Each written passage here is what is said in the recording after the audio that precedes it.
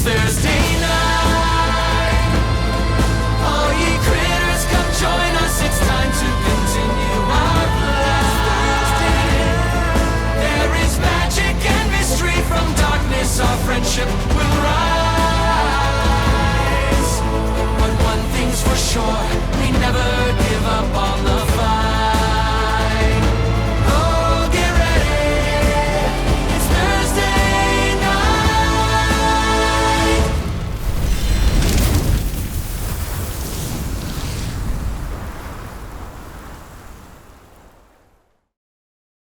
Last we left off, our intrepid heroes, after returning to Jrusar, finished the contract. Yes, contracte. We're not going to get it back. No. It's already shaken it loose after the first minute. Up the stage.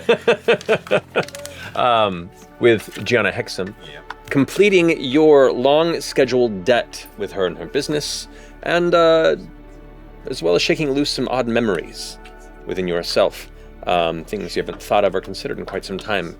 Along with Milo's aid, seemed to ascertain some mysterious nature of the night in which you did fall from Gianna's manor and took the crack on your head that has led to this strange new influx of abilities that you're still kind of discovering and developing as you go. You also began to go about the town and gather materials. You spoke with Estros and let him know what had been going on, and he let you know that in the interim, while you were up in the Heartmoor, on the north side of the Odiran Wilds, he was keeping tabs on Treshy, specifically Armand Treshy, and with the ring that you had placed upon his hand during the ball. And it seemed that Armand had skipped town not but 4 or so days before you arrived. He fled to the southeastern direction, and upon touching base with some of his connections within the more seedy parts of the city, got word that he seemed to be fleeing with most of his belongings, the important belongings at least, after clearing out much of his home, to the southeast into the Hellcatch Valley to the city of Bassaris. You were then asked by Estros, with no, necessary obligation to do so if you'd be interested in seeing this through. You agreed to, and he gave you both the device that allows you, within a certain, couple mile radius, track the direction of Armand Treshy from where you currently stand, and offered for safer and quicker travel to the city of Bassaris in the middle of the Hellcatch Valley, which the journey itself being somewhat dangerous on ground, access to his skyship, which is a little under a month away from its next required shipment. And also, you made him promise to give you some cookies before we in the morning. Yeah, that's right. We got to go back and get it. We would have forgotten if you hadn't. Oh, I didn't. I was on that shit. I have it. Yeah, you didn't forget. Yeah. I didn't forget. Danny didn't forget. Very big. That's the important things. Those are like good berries, right? 1 hit point each? Please? No. One hit point to your spirit. Oh. It's not a mechanic. Intangible. Yeah. But after gathering some supplies, getting things in order, going and talking to Marwan, making some purchases, including one very chaotic portable hole, which I am both excited and frightened as to what it will lead to down the road, but that's how you roll in D&D. So many uses. You all went to spend your last evening within the city of Jrusar for the time being, in the Spire by Fire, the Core Spire, the familiar space where you all sort of began this venture and met each other, getting a couple rooms and bedding down for the night. I would like to sneak out, please. Okay. Just a quick... Can I make my way to the prison emporium? Yes, you may. It is thinning out from the stronger crowds post-sunset, until eventually you come around to the familiar exterior of the prison emporium. What would you like to do? To Jrusar. Okay. I'm going to start going up the side towards the awning, please. Can I get up there? Do I see a door or a window that's accessible from this area? Not from this area. It's a tall single story. Maybe even a chimney? If you want to get up on top of the roof.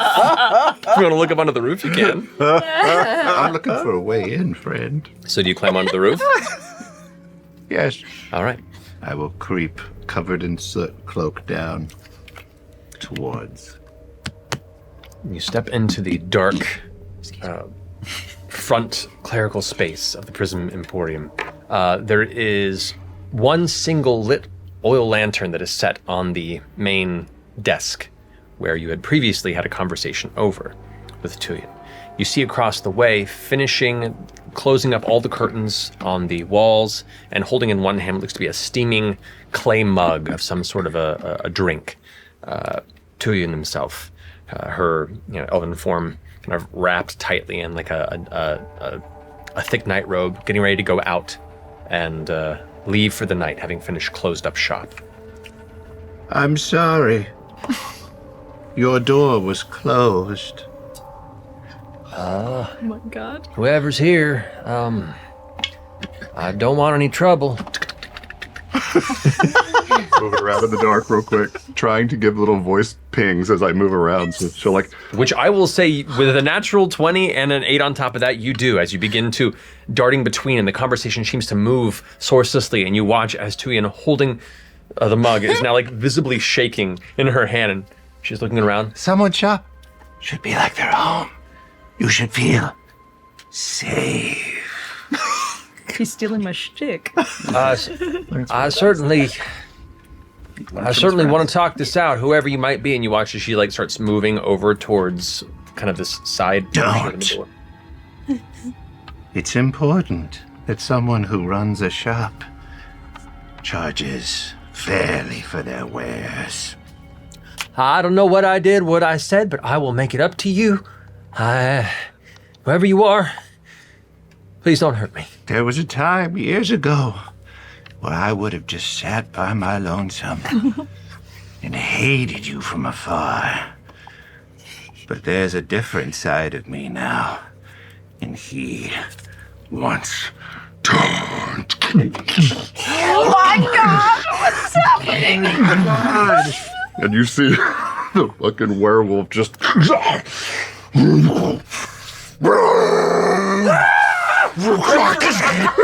I just grab her and pick her up. She goes and reaches for the door to try and like get it unlocked as you grab the back. Go ahead and make an athletics check. Oh, I wouldn't want to see him in a Whole Foods. 14. 14. She rolled a 15 acrobatics to try and slip out of your grasp. As you reach out to try and grab, she feels the hand hit the back and just ducks out of the way, abandons the door, and just goes running, like vaulting over one of the shelves that tumbles and shatters a bunch of knickknacks and various things onto the ground, and she is like running on the other side of the room, just like full on trying to get the hell away from you. She's going, I love a chase. Oh my god! I'll try and close it. You close easily, because one, there isn't a lot of room to get around as she tries to put space between the two of you. Arcing around, you go ahead and get off to the side, and you have a better movement than she does. Especially given the fact that she is taken off guard and shaken by your presence. As you kind of cut her off, she sees you and is up against the wall now, like heavy breathing. Like Alien 3, just drool coming out of the teeth right up in her face. Silver bullet! Let this be a warning. Charge fairly for your wares. And I'll slash across her arm. Oh shit, okay. Just double checking with you. Mm-hmm. Are you trying to just scare her with the wound, or are you trying to go all in on this attack? Are you trying to kill her? So as you claw past, you run your woven claws through her shoulder, and she screams in pain. There's a spray of blood on the wall and left on your arm, and as she falls to one knee and starts like trying to hobble away from you, she's losing a lot of blood. I'm going to use my... What the fuck? Oh my god. What's it called? Right, I'm gonna use my Crimson Right to have flames come off of my claws. Okay. And I'm gonna go up and I'm gonna sear the slash on her arm where the bone is exposed. Ooh. Interesting. Cauterize it. Okay, she's fallen over the side and is like getting back up and is like, It's damage to me. As she stands up, turns around at you and goes, and that immediate reaction, you reach forward and grab the arm and begin to hold it, and she goes, just screams in pain as you watch like this dark smoke of the burning skin and flesh begins to cauterize. Now I know how to find you. I go back over to my clothes and I dig in through my stuff. I take the little healer's kit, one of two that I have. Yeah. I toss it to her. I'll be back. And I burst through the front door, just smash it open. Oh, reverse Kool-Aid Man? Make a strength check. Yeah. But that will be amazing if it's a 1 and you smash it. I know, this is where it comes. 7. So, damn it! So, in this intense moment, as you slowly withdraw, she's holding her arms, looking down at the healer's kit, like spilled onto the ground, the bits of like balm and bandages that now open against the low lantern light. You turn and onto the ground, and there's this awkward pause. There's like a.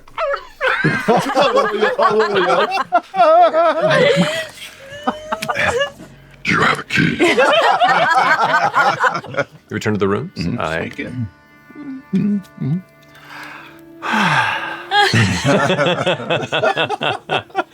Perfect. All right. Anybody else? About 2 a.m., I'm going to sneak out the back window.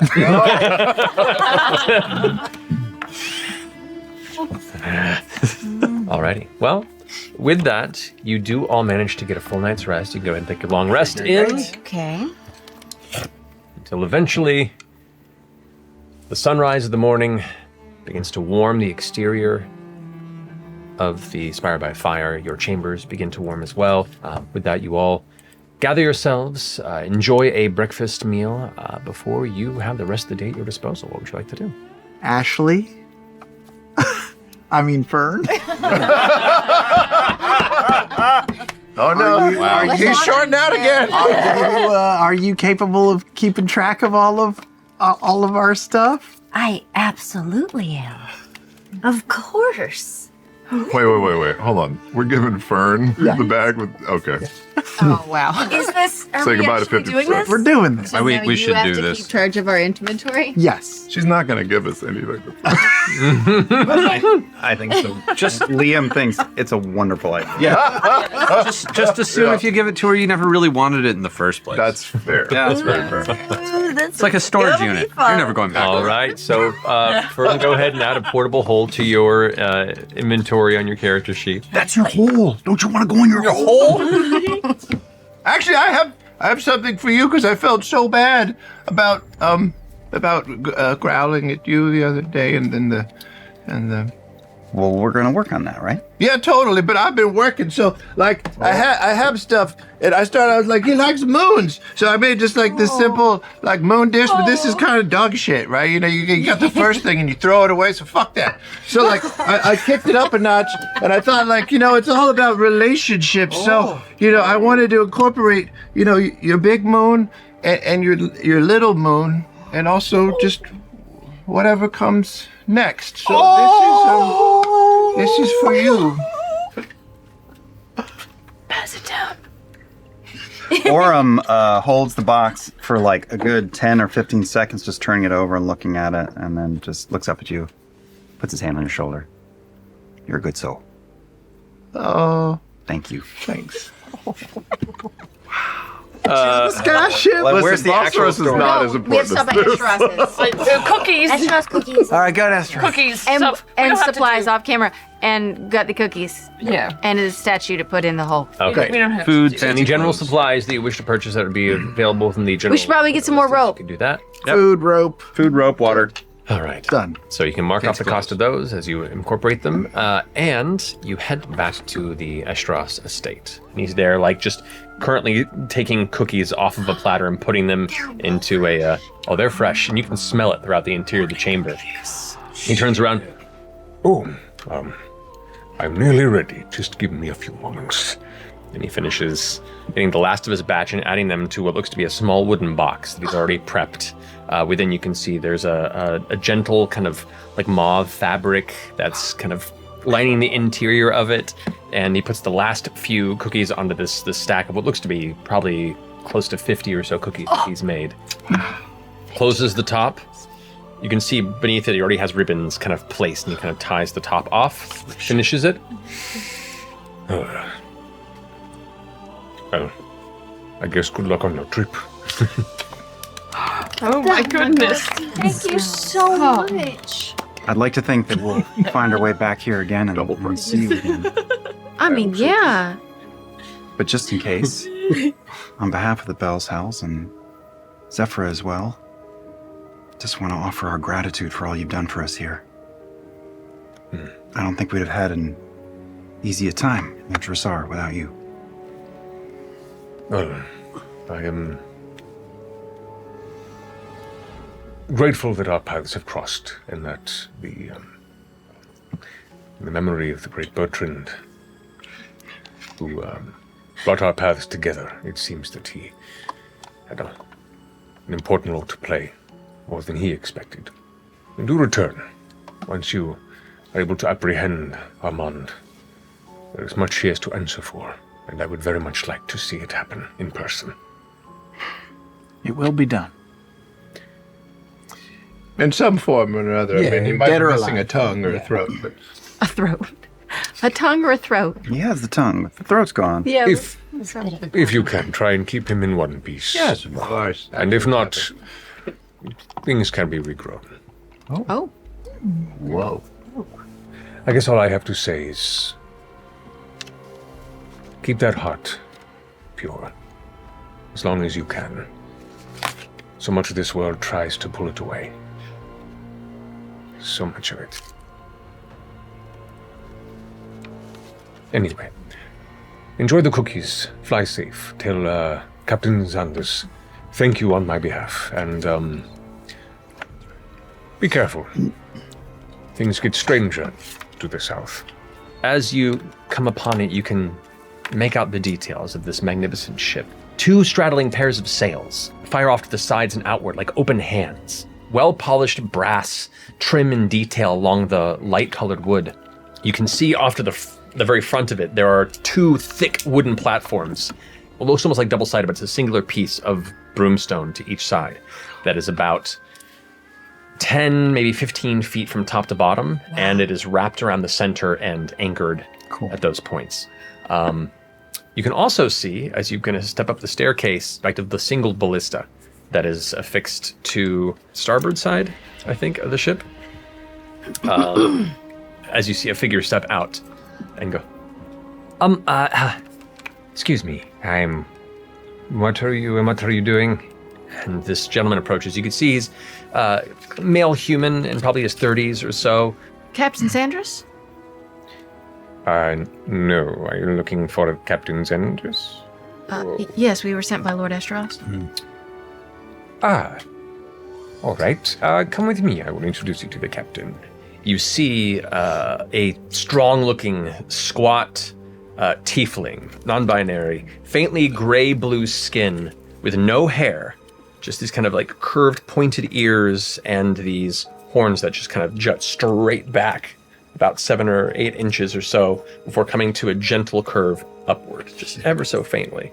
There's a pair of facial tattoos that kind of carve like dark black tattoos to go under the eyes, and then point down like almost like daggers down the cheeks on each side, and almost like a dark Harlequin kind of vibe.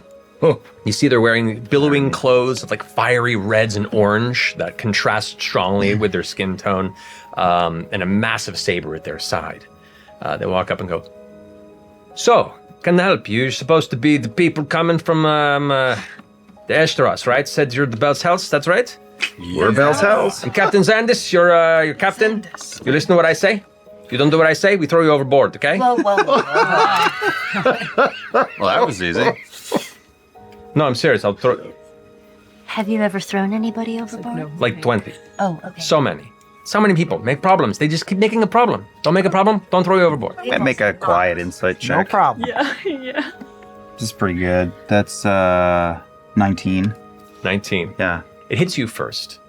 But everyone else picks up on it quickly as the intense expression begins to curl into a mad smile. The eyes go wide, and the laughter begins to burble up.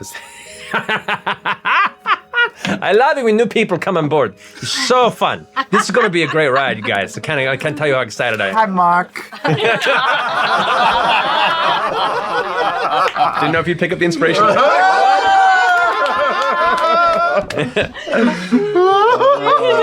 Nevertheless, I am Captain Xandis. Welcome to the Silver Suns. This here's Kamille, my first mate. We met Kamille. Yes, charmed to meet all of you. And do you prefer Captain or Captain Xandis or? Captain works for me. Could say Cap. Could say cool person. You can call me leader. You can call me most gorgeous thing you ever seen before. You can call me savior. I'll get you a list tomorrow. Anyway, all right. So do you have a de facto leader, somebody within your group that I go to for any sort of concerns or questions? Ashton is our leader. All righty.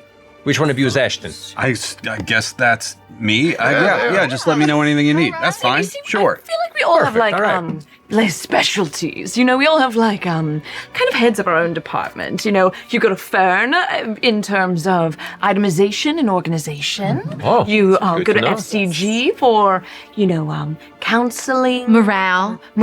Yes, That it's kind will of our, probably be important. Our morale booster. You go to me for anything art department, arts and crafts related. Chetney, of course. Oh, he's an MC. Master craftsman. I can help with the ship repairs or artistry as well. And what is your specialty?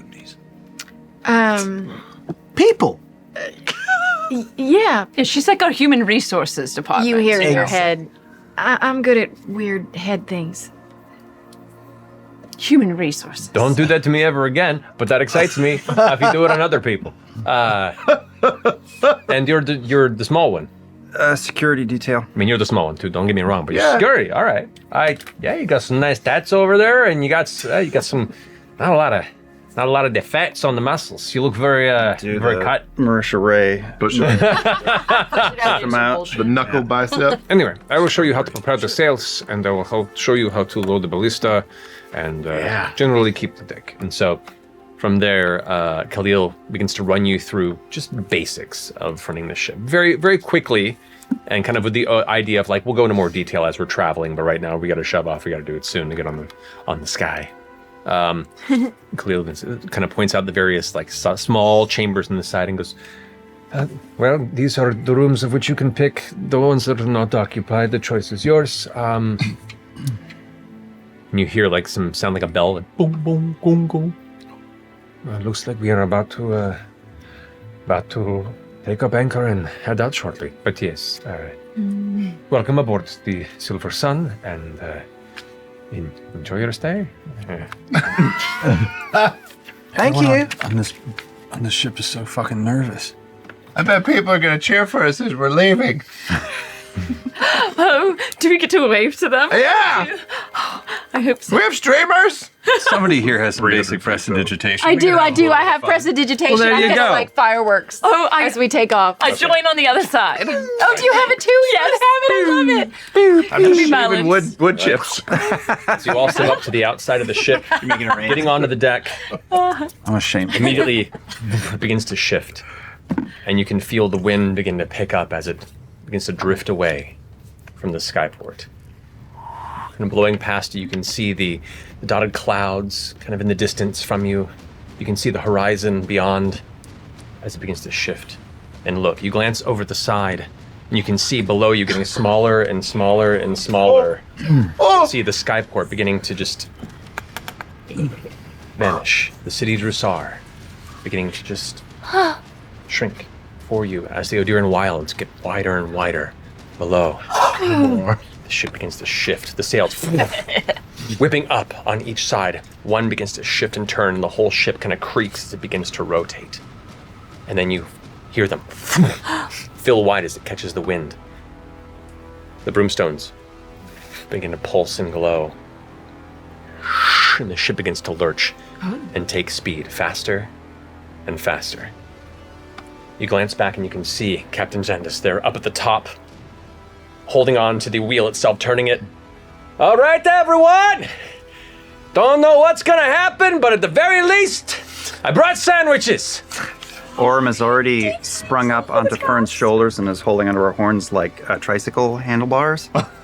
Here we go again. Does she not know what's Holding onto the railing. I've got my hands on Imogen's shoulders. All right, all hands on deck. Heading to the Hellcatch Valley. Ha boy. So, as you begin to push over the site of the beautiful last bastion of green society before delving into the valley itself proper, the sun begins to slowly set, and the night comes before you. You can see slowly the white glow of Katha rising up in the distance, and on the opposite side, you can see maybe a quarter into the sky, the looming, ruddy, familiar moon of Ruidus. But the night and day is uneventful, and if you wish to, you can go ahead and rest for your first night. I'm just a pile of wood chips and working papers. I'm just gonna stay up for a little bit extra, not do anything special. I'm just gonna stare over the side and stare at Ruidus, being higher, feel closer to it. Okay. I'm gonna just stare down at the ground and take in the shit wastes and just keep an eye out for anything moving down there. You're from the valley, right? I'm gonna walk over. Just further southeast. It's complicated, but yeah, I'm more or less from Lazarus. What made you leave? Oh, you'll know when we get there. It's not a good place for people. Oh, yeah. It's not a good place for anything. You go there, honestly, the only reason I could think of anyone going there is if they are running away. No one runs there, they run away from somewhere else. I feel bad, you'll have to see it. I'm interested. Yeah, you're gonna hear some shitty thoughts. Well, everywhere's got shitty thoughts. So. How's it up here?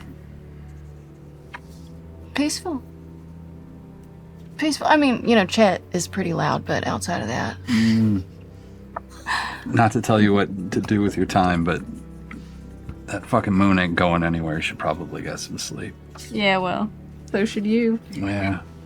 I think the city's gonna be there when we get there. Fuck. Yeah, it's time for sleep. Okay. You all eventually come back to your chambers and get a night's rest. Waking up the next morning, the warm day greets you. And glancing down, you can see through the night you've traveled beyond the rift quite a bit. So you can look behind and just barely make out the cliff shelf itself. So here's the thing. The weather here can be very, a lot. So I'm gonna probably just have to drop you off at the city and then go find a safer place to moor the ship. And you're gonna have to summon me to come pick you up. It'll take about a day or so, depending on where I find. But yeah, so we might be taking it up at times, taking it down at times. If we have to bring it down in case of bad weather, just once again, hold on. We don't have a lot of hands on deck, so if I ask you to help out, just do your best.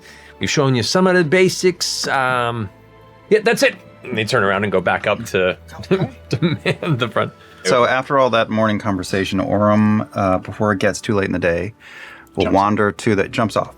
Wanders to the prow of the ship, and the feel of the wind up here is very familiar to him. So he's going to go up to the prow of the ship and take out a rope, because he's not a fool, and tie one end around his ankle, and tie another end to a secure point on the edge of the ship. What's happening? And then he's going to start to practice the Zephiratom, and start to move from slow to fast and fast to slow with his blade out, moving through his forms, leaping up onto what I assume there is a rail of the ship. So people there is, yeah. Cool. And is just stepping, and freezing in place. and then stops and sees the sun rising in the sky and feels the wind push him and uses gust to counteract like he's been trained to do and hold his balance and looking at the sun. Morning, Dad. And then just continue on step for like half hour. Okay. There's the days where somebody wants to... I will roll. Yeah. 5. 5. Roll a d6 for me. Oh, something happened. Geladon is back. 1. White dragon. In one of the nearby clouds off to the side. It's like a shadow or something. You think maybe like it's a denser cloud or like a bird or something. There's like a little shadow in that cloud. You kind of eye it for a bit. And there's a brief break in the cloud slightly where just the dark shadow seems to solidify. And it just looks like thin. Almost like an eel or some sort of a longer, like thin thing, just kind of like moves from one cloud to the next. Snake in the cloud, Gordy. Snake in the cloud? Snake in the cloud! It's at this point you kind of glance off to the side, and on the opposite side of the ship, you can see another shape. This one's not quite in a cloud. This one's kind of just out in the open. And you see it gliding. At first it looks... This seems like a long, thin shape, but you watch as it kind of turns, and as it does, it's wide. It's thin and wide, like a skybound manta ray, but it has a dull brown sand coloration, almost like something that if it was seen against the surface of the Hellcatch below would almost blend. But as it turns, you can see there are rows of long spines across its back, and a lengthy tail that comes to a jagged point at the end, and it and then dips below the side of the ship out of sight. If you can't be safe in the sky, where can you be safe? Heads up! The captain shouts out, "Oh goodness, look, we got Skirath hunters, everyone to the front, we got Skirath hunters!" This ship is moving fast, and not only was it keeping pace with it, but it's almost outpacing it when it wants to. And the one that vanished into the cloud before, you can now see it's coming right towards you all. I need you to roll initiative. We're doing this? On a ship? Hey, we haven't seen the ship in years. We haven't, yeah.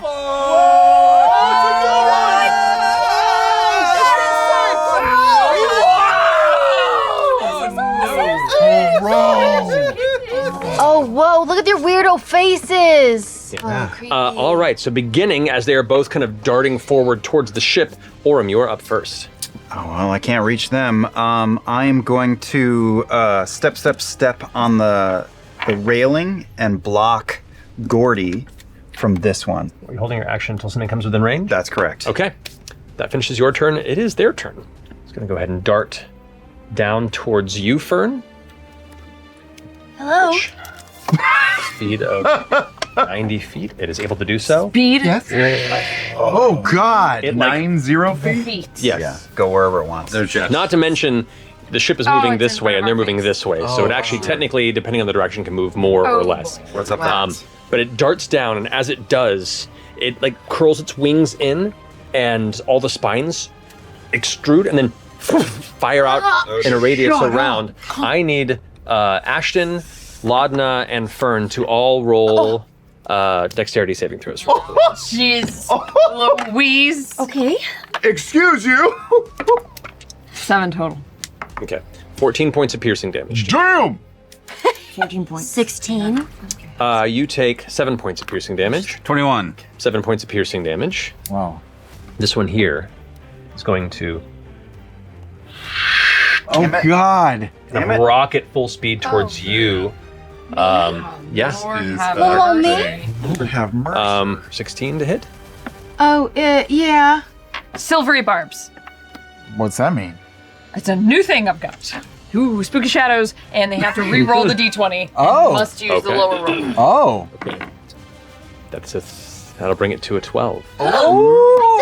Yo, That's not my girl. Did you just large marge that thing? God damn. Chetney, you're up with Ashton on deck. Fuck it, I'm jacked, homie. I'm gonna load a harpoon into that. Okay. So you go ahead and reach over and take the large, like, heavy iron bolt and pull it into there.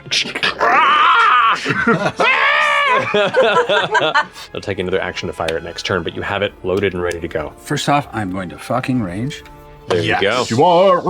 The crystal in my head starts to like almost become transparent, but all the way through my head. Like it's a little bit of like a bad Photoshop effect, including the hammer gets a little weird that way, where there's like almost a lens in the center.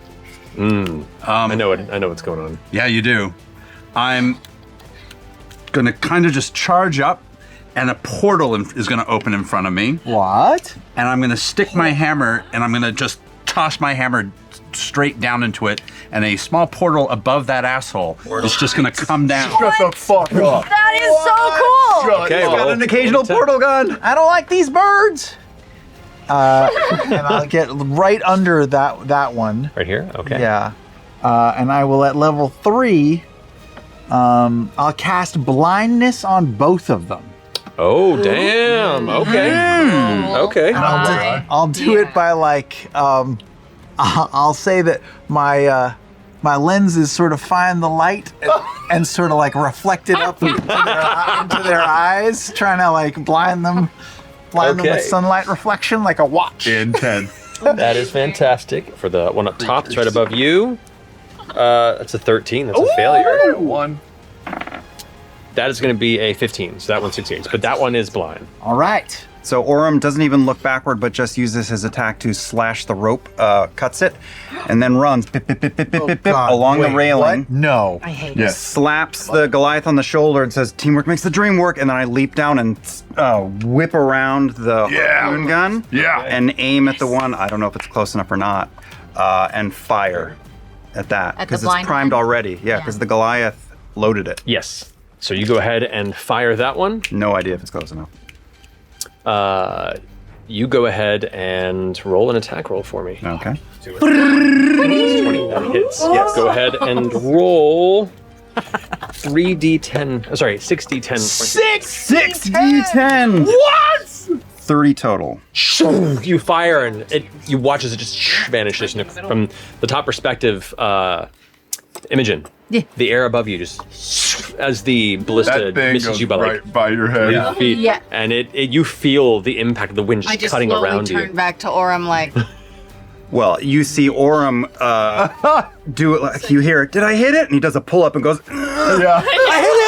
As it swarms forward, it's going to release the body spines a second time, and then after that, it's going to go ahead and do a tail spear attack against you, Laudna. Oh, so you're the only one kind of within range of that. Gotta get you to cover it next time. Minus shield on d4 to this? the attack. They descended on her position. is. There's nothing she could do. With minus the d4, that brings it to 17. Shield. she's- There you go. That will clear it. The tail comes right towards you, and as you put your hands up, a little bit of that kind of inky liquid just lifts itself from under your fingernails and forms this shield of shadow that deflects the tail as it splinters off and withdraws back in. I'll take a harpoon shot at that son of a bitch. Roll a d20. You have advantage against it because it is blind. 29 points of damage.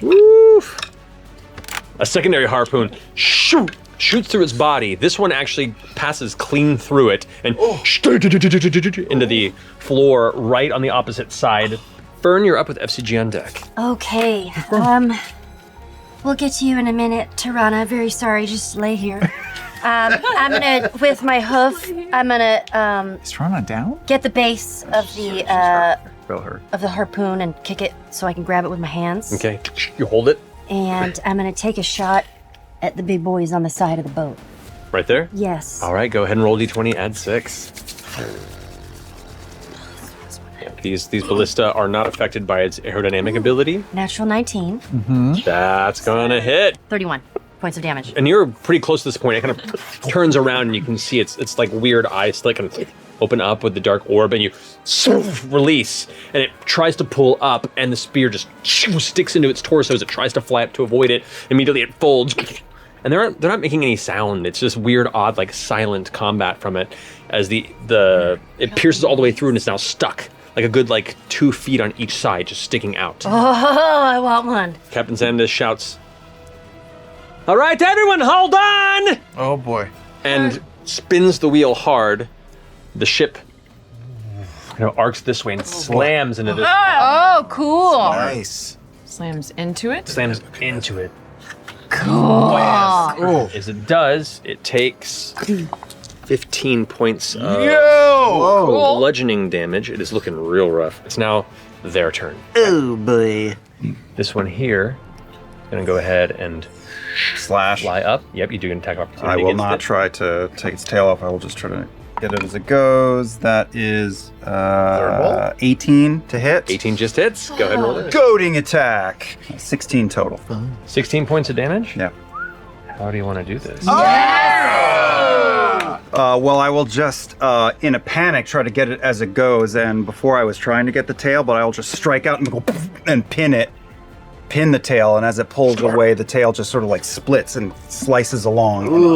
Splits in half as it trails away. The other one is going to float upward. See this happening as you carve the other. And then it's going to... It's going to rush towards you as you like flick the blade. That was with a -4, that is still a 19. Hits. Okay. Whoa. That's my armor class. Oh shit, it just hits you. Okay. So it does do its swooping charge. You take 29 points of bludgeoning damage. Okay. And I need you to make a strength saving throw for me, please. 9. 9. You get pushed 20 feet. Which way? Away from it. Oh no! Featherfall. You immediately, after the impact, watch the edge of the ship begin to vanish, and that horrible sensation of like, is this it? I'm done. Creeps over. And then suddenly this kind of feeling of wind beneath you, and you're just kind of drifting. There goes the boat. But the boat is definitely coasting around you at a rapid speed. Sickening feeling. Seeing if I can take a flying whack at this thing.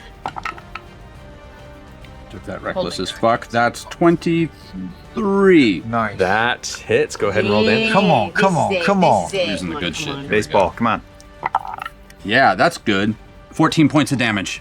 How do you want to do I got both I of am them on the going deck. to hop up and I'm just going to see that eye and I'm going to take a spin and I'm going to try and baseball that fucking thing out of its head. Okay. I want to see the eye fly. As you jump in the air and yell with it over, it kind of swoops around, gets its tail below like it's going to try and impale you in the middle of your leap. And you're just too quick at this point. The current effect of your translucent crystal brain causes you to almost like jump 10 feet further in an instant, more than you would have, which means even if it had been prepared, all of a sudden you're right there in front of it, full on like Goku Dragon Ball Z fight style. And as you do, the hammer whack hits the sides of its face, and you watch as the kind of weird blubber lids that hold the orb in place tear, and it just goes jettisoned off the side of the ship as the body slumps and then slides across the base. As I'm falling, I'm going to fall right into a portal, and I'm going to teleport right next to that ballista up there and start getting ready to load some chain. Orem, Yes. I need you to make a dexterity saving throw as you are currently like drifting back. The moment you're like, oh my god, I think I'm going to be okay. What you don't notice is the sail coming up from behind you right as you glance over your shoulder. Right. What are you asking me to do? To dodge getting creamed by the sail? This is to dodge being hit by the edge of the sail as you're going by. Fall off the stairs. Just to not get hit and continue to descend? Correct. Oh, nice. Oh, terrible. That is a 10. That unfortunately, even with the benefit of gust, you needed a 12. So the impact of that at the speed, you take 9 points of bludgeoning damage. Okay. As you Clocked. get hit by the sail, kind of spinning head over Tea Kettle in the middle of the air as the whole ship just leaves you behind and you continue to Run descend. to the side. Orem! All of you rush off to the side, and the captain's like, "What? Do I supposed to?" And they start spinning the ship. Shifts heavily. So my eyes just like flare white all of a sudden, and my hair starts to float up. And I don't even know what's happening, but I am floating up in the air. You all watch Imogen just come. What? What? Okay. What? Okay. And I'm gonna fly and get him.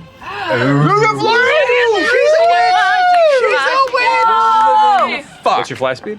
60 feet. Oh, You watch shit! Imogen just take off into the air, arcing, and over the side of the ship, this kind of crackling purple energy just emanating from the back of her hands and her feet, just kind of gliding her forward in like the slow cannonball-like motion.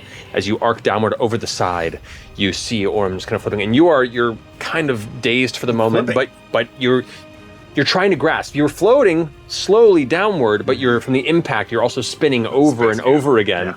And as you're going, you're trying to like put your arms out to gain some sort of traction against the wind, and it's helping a little bit, but you're still kind of a little out of control. And as each time you rotate, you see this like spark of pink purple just get bigger and bigger until suddenly you reach out, and if this wasn't Featherfall, this would be a skill check, but because he's floating slow enough with Featherfall within this minute period, you manage to reach out and grab and prevent him from falling any further. Hold on to me, I'm not strong. Okay, me either.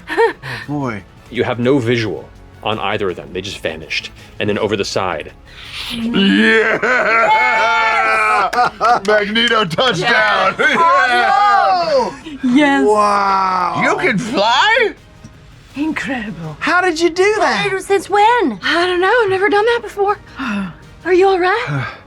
He's totally dizzy and disoriented. I clasp your hand and I just sort of look for the dead thing. And I drag you over to Loudna. Oh. And I take your hand. You two saved my life. You two saved my life. You've done it for us many a time. Almost. Head of security.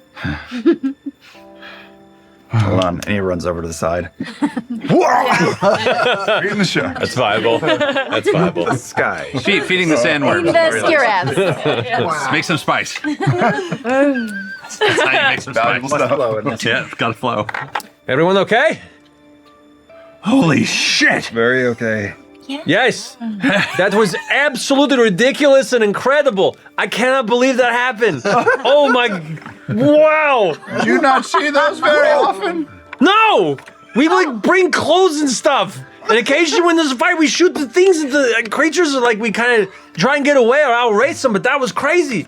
Pull the sails forward again and nobody else get hit with them. We're moving on. The ship kind of picks up the wind once more, and the brimstone glows, and the pulse kind of gives that low hum behind it that begins to vibrate the ship ever so slightly, and it picks up once more and continues forward for the remainder of the day. So that'll close the day's events into night as we progress into an evening of rest. Unless anybody has anything else they want to do while on the ship, we can progress to the next day of travel. Winds are picking up. Maybe stay inside for the night. I look up in the sky. What do the moons look like tonight? But looking up, Cathay, at this point, you can see is just starting to just barely crest over the distant mountains, and Ruidus is moved a bit further from the previous night. Remember, Ruidus is a much slower rotation. Cathay does the continue rotation, while Ruidus is just a gradual, and they are like often a contrasting orbit where they do kind of cross over each other from time to time. Hey, Imogen. That flying thing was pretty crazy. Yeah, what was that? I don't know, but are you okay? I mean, I think so. It felt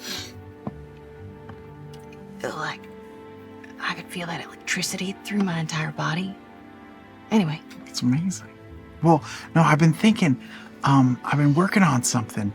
Like, it's not creepy, but, I've been just sort of watching you while you sleep sometimes. And sounds creepy. Again, not creepy. Yeah. But I know that you're troubled by dreams and stuff. And so I just thought I'd like to try something when you're ready. Doesn't have to be tonight or anything, but like I was wondering if your friend Loudna over here. You trust her a lot, right? Yeah. I was wondering if there's a way that I could somehow facilitate, I don't know. Do you want to go on a date with her? Is that what you're... No, that hadn't crossed my mind. Why, did she say something? I could ask. No, I'm not interested in that. I just... Which one? You've told her about your dreams sometimes. Oh, yeah, she knows all about it. I think... With the way I've delved into your mind, with consent, of course, and the way I can sort of hear and get into other people's minds, I might be able to bridge, I might be able to make a connection so that she can sort of experience your dream with you. I've been trying to make that happen. But I don't quite know how it works yet. I mean, like, I don't know when you're going to have one of these dreams, so it's hard to... I could just try it every night till it happens, or I could just sort of watch you for a few hours after you fall asleep. And then if I... Sounds so weird. I know it does, but it's not creepy. If I keep saying that, it's not.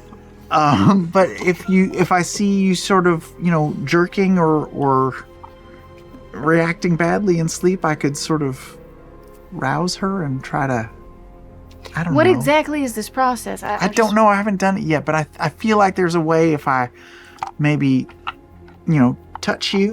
Okay. This is getting... It's not creepy. All right. Lord, no creeps up. Pate. It's creepy. Oi. I heard you talking about jerking and rousing and touching. Sounds pretty erotic. Y'all He can thinks there discuss. might be a way to bring you into my dreams. I was actually just looking at Rudis and it's getting closer to being at its apex. Yeah. Does that coincide with your dreams? After much deliberation, I realized that they tend to get worse when it's at its peak. Oh, well then maybe in a few days or when it's at its peak we should try it? Yeah. Okay. I think that would be smart. Imagine you have a good death rattle. Every breath sounds like the last. You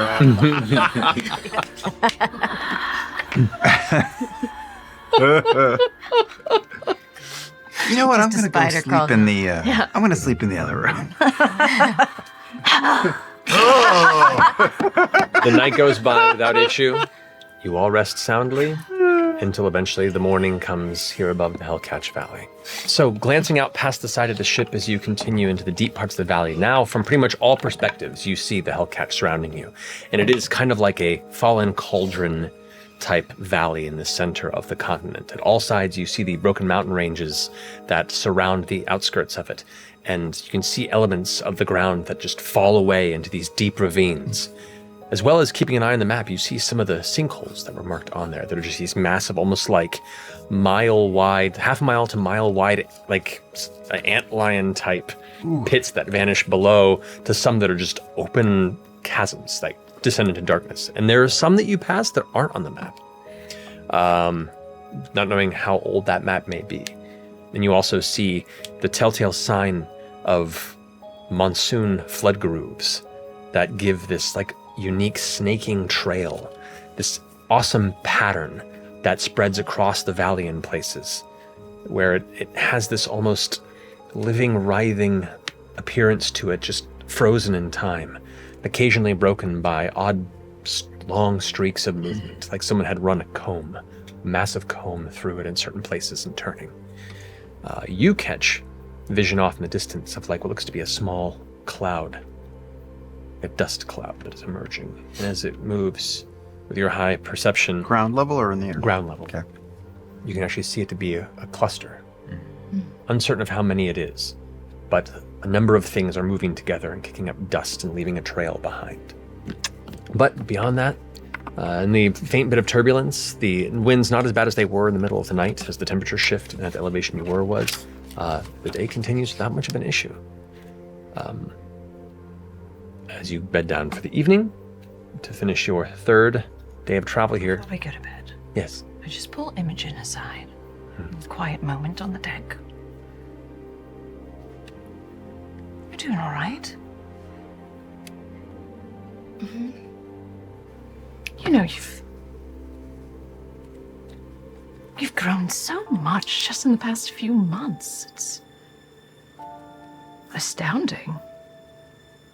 But I also just want to make sure,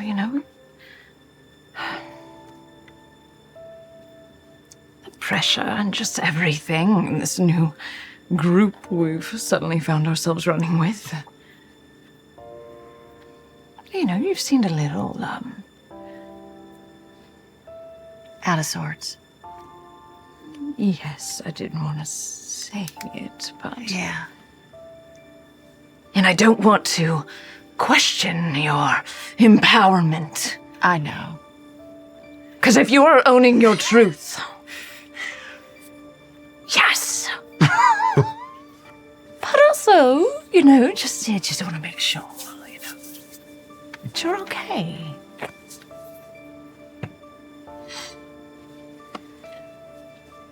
You just hear in your head, I've still got that crystal.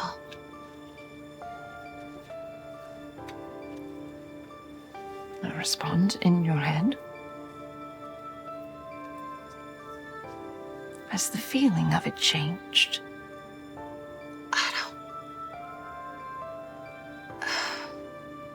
It makes me feel safe. But I don't think that's healthy. I don't know.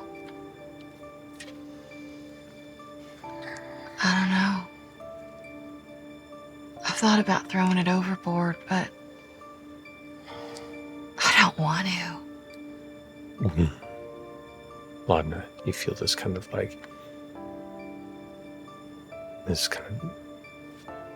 spike of sweat hit the back of your neck when she says that.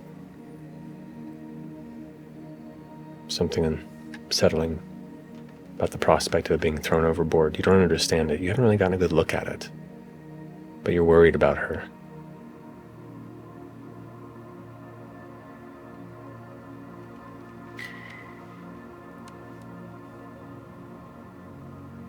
I can understand this feeling. Quite a bit, actually. Really? A false sense of security and power from an ungodly source that doesn't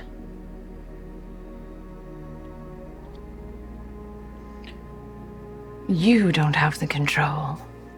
It does. Has she been talking to you again?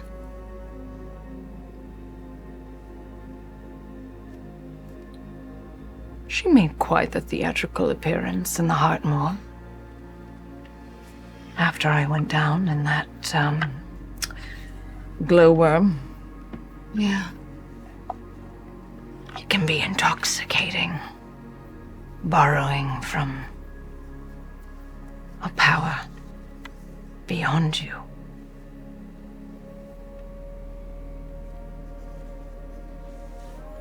Just be careful of the moments that you can no longer separate yourself from it. That same bass kind of fills your body for a second.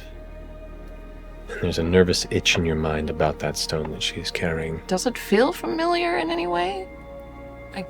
No, not necessarily. Like I said, you haven't got a good look at it, but there's something about it, like even just knowing it's near, is spiking a curiosity and a worry within you. Both morbid curiosity. Maybe. Intrigued and terrified at the same time. Maybe. I've never flown before. Do you think that came from it? Or do you think it's just something I have? I mean, before you came to town, I didn't even know I could.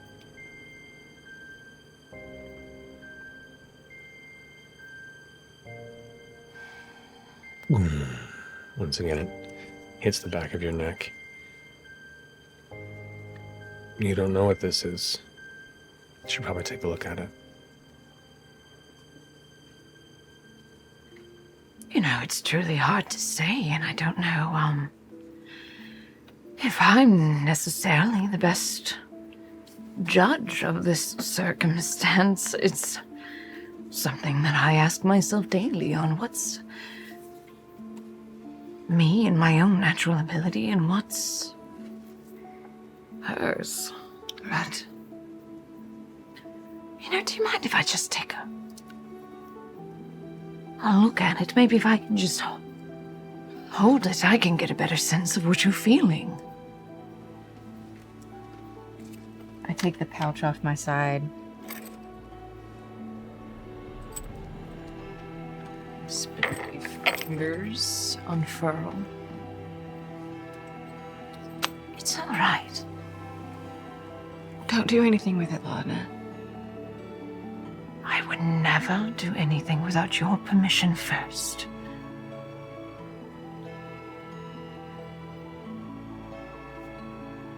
Just through the pouch, what does it feel like? It feels like a fairly dense rock of some kind, just through the exterior of it. Cold to the touch. Cold. I can tell through the. I mean, the pouch itself is cold. You just tip it out into my other hand. Okay. It touches your palm. Ooh. That same low bass kind of kicks through you.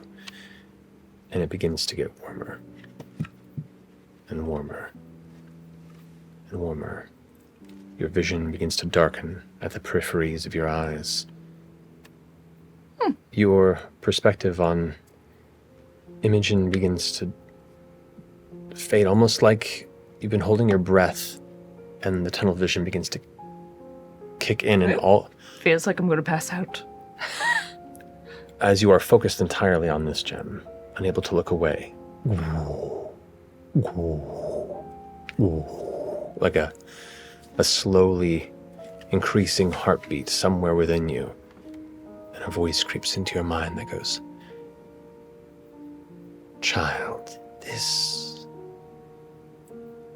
is far too dangerous in your hands."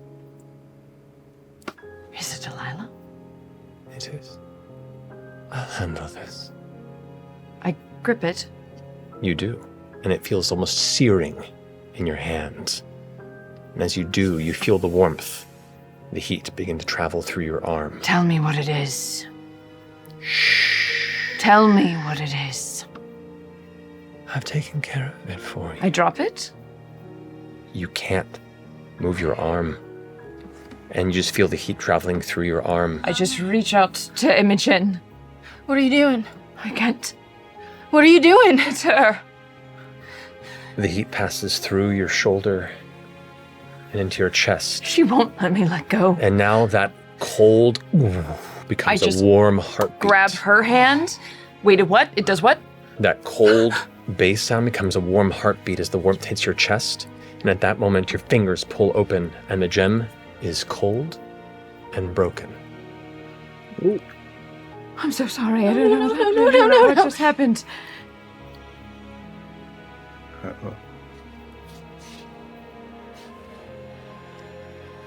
Imogen, I don't know what just happened.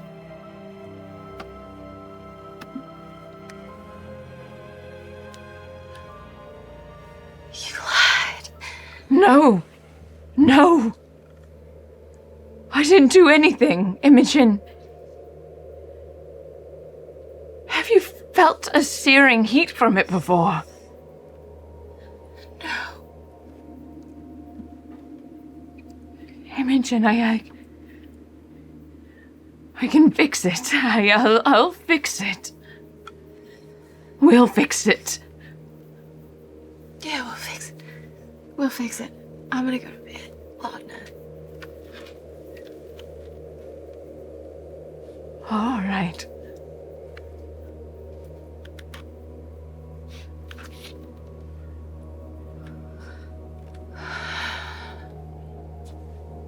I let her go, and I walk to the front of the ship and I scream, "What did you do?" As you stare out into the dark expanse around you, the barely visible horizons of the Hellcatch and beyond, you feel once more that dull heartbeat, the warmth receding. Ooh. And the familiar voice of the woman who lives somewhere in your spirit says, "Don't worry. I've taken care of it. No. And thank you." No! Oh, fuck. And that's where we'll finish our episode.